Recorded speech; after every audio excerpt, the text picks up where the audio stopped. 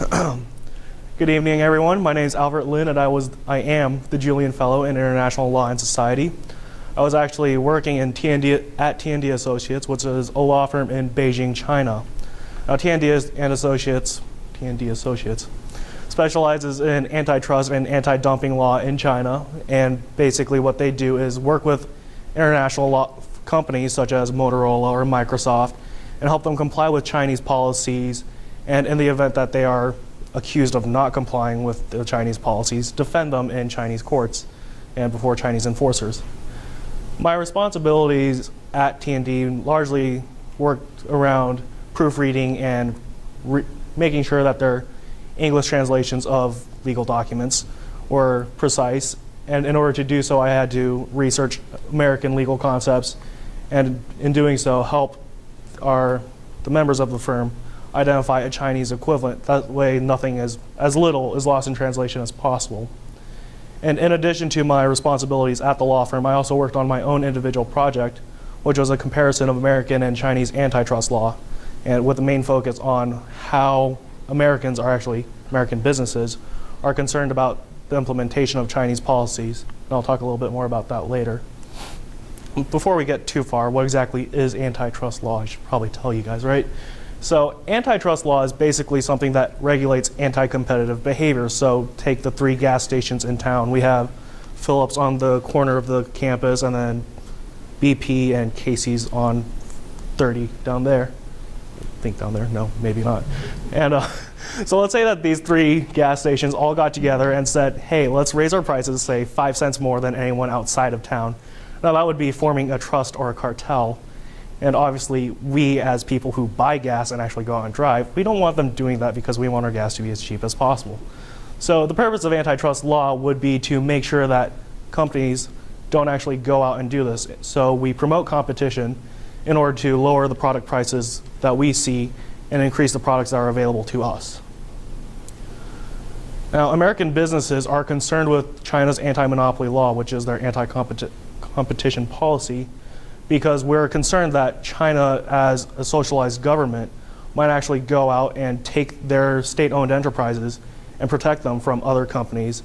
So say Airbus and Boeing in the United States and in Europe obviously have to compete against each other when selling planes to, say, Canada or France, or even within their own nations.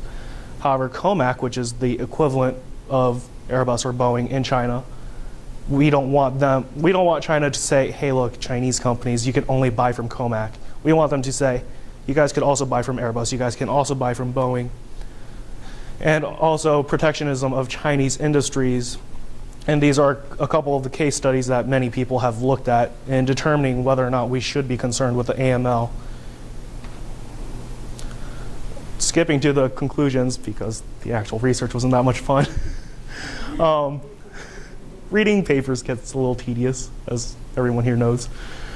The thing is that with anti-competition law, these policies are always something that businesses will be worried about, because when you're regulating businesses, you could either help them or hurt them. And so this is something that will always be a concern, whether it's in the Americas, whether it's in Europe, whether it's in Asia.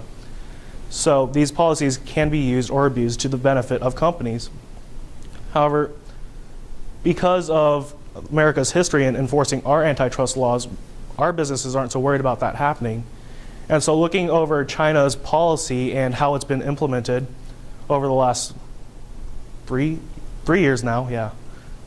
China actually implemented its anti-monopoly law just in 2008, so it's still relatively new.